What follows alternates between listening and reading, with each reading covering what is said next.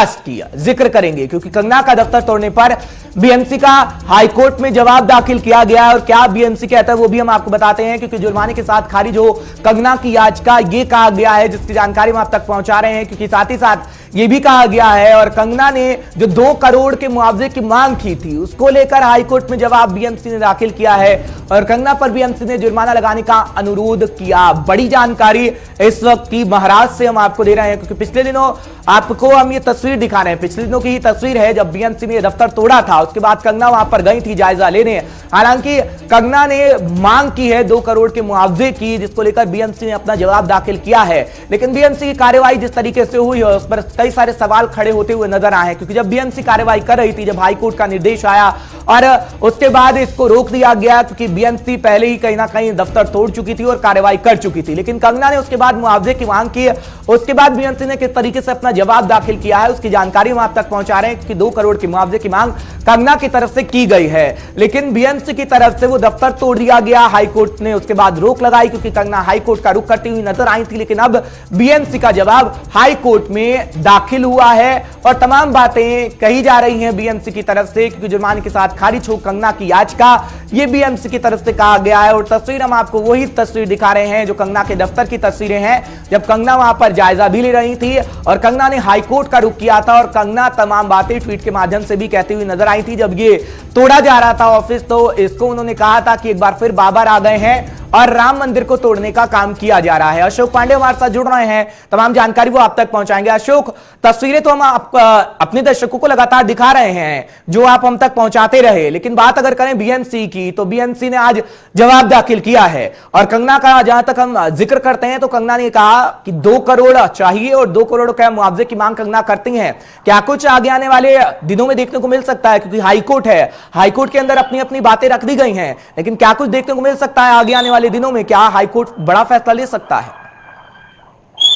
देखिए, इसमें अहम ये जिस तरह से जो तोड़ा कार्रवाई की गई थी उसको लेकर के जो कंगना ने याचिका दायर की थी, जिसके बाद में याचिका दायर करने के बाद रिजवान सिद्दीकी की तरफ से जो कहा गया था उस पर तुरंत हाईकोर्ट ने एक्शन लेते हुए तोड़ा कार्रवाई को रोक दिया था और बीएमसी से जो जवाब मांगा था, अब बीएमसी का जवाब सामने आ गया है। बीएमसी का कहना है कि जिस तरह की भी तोड़ा कार्रवाई की गई थी वो प्रॉपर थी और वो प्रॉपर तरीके से जो इलीगल कंस्ट्रक्शन किया गया था, जो उनके घर में था, जो अपने नक्शे को चेंज करके उन्होंने बकायदा किया था, उस पर कार्रवाई की गई। यही नहीं, देखिए जिस तरह से एक तरफ जहां बीएमसी ने अपनी कार्रवाई को सही बताया तो वहीं पर दूसरी तरफ ये भी कह दिया है कि जिस तरह की मुआवजे की मांग कंगना रनौत कर रही हो, कहीं ना कहीं पर जो याचिका दायर की गई है वो अपने एक गलत तरह से की गई है और गलत तरह की मांग की गई है। तो बीएमसी ने कहा है कि हाईकोर्ट बकायदा इस याचिका को भी खारिज करे और गलत याचिका दायर करने के एवज में कहीं ना कहीं कंगना पर पेनल्टी लगाए, उन पर एक जुर्माना लगाते हुए उनको एक सबक दे। तो देखिए कहीं ना कहीं जिस तरह से जो डिमोलिशन किया गया था उसको लेकर के जो प्रश्न खड़े हो रहे थे,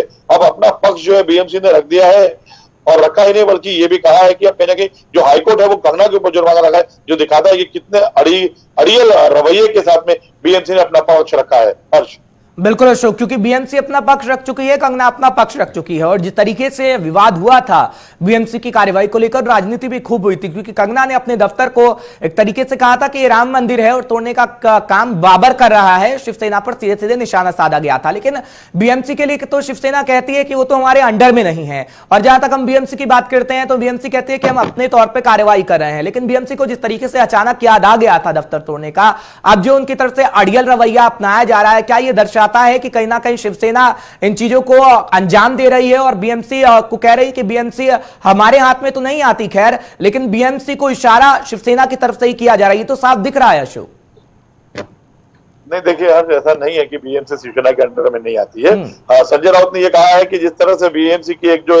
थोड़ा कार्रवाई करने की एक दस्ता होता है, जो बकायदा एक महकमा होता है, ये उसके फैसले लेती है, उसमें शिवसेना इन्वॉल्वमेंट नहीं करती है, वो अपना काम करते हैं, उसके तहत यह पूरी कार्रवाई की गई है। लेकिन जो है शिवसेना के अंडर में पिछले 30 साल से जो है मुंबई की जो बीएमसी है वो आती है, उससे वो अपना पल्ला नहीं झाड़ सकते हैं। लेकिन ये कहा जा सकता है कि आप कहीं ना कहीं पर इस पूरे मामले पर जिस तरह से शिवसेना को कटघरे में खड़ा किया गया है और जो आलोचना झेलनी पड़ी है उसके चलते संजय राउत की तरफ से बयान आया है। लेकिन कहीं ना कहीं पर जो ये डिमोलिशन हुआ है उसमें जो प्रश्न उठ रहे हैं, जिस तरह मनीष मल्होत्रा को समय दिया गया, एक हफ्ते का समय दिया गया कि उन पर थोड़ा कार्रवाई ना की जाए और उनको बकायदा अपना पक्ष रखने का समय दिया गया, तो वो पक्ष जिस तरह से कंगना को नहीं दिया गया उसको लेकर के प्रश्न किए गए। और अगर मुंबई की बात कर रहे हैं तो मुंबई में तकरीबन 90% ऐसे इलाके हैं जहां पे इस तरह के इलीगल कंस्ट्रक्शन किए जाते हैं, जिससे कि थोड़ा कार्रवाई कई सालों से पेंडिंग चल रही है, उस पर कार्रवाई न करते हुए और कंगना के मामले को प्राथमिकता देते हुए भी हाईकोर्ट ने पूछा कि जो पुराने मामले जो पेंडिंग थे उस पर कार्रवाई न करते हुए इस नए मामले पे इतनी तेजी से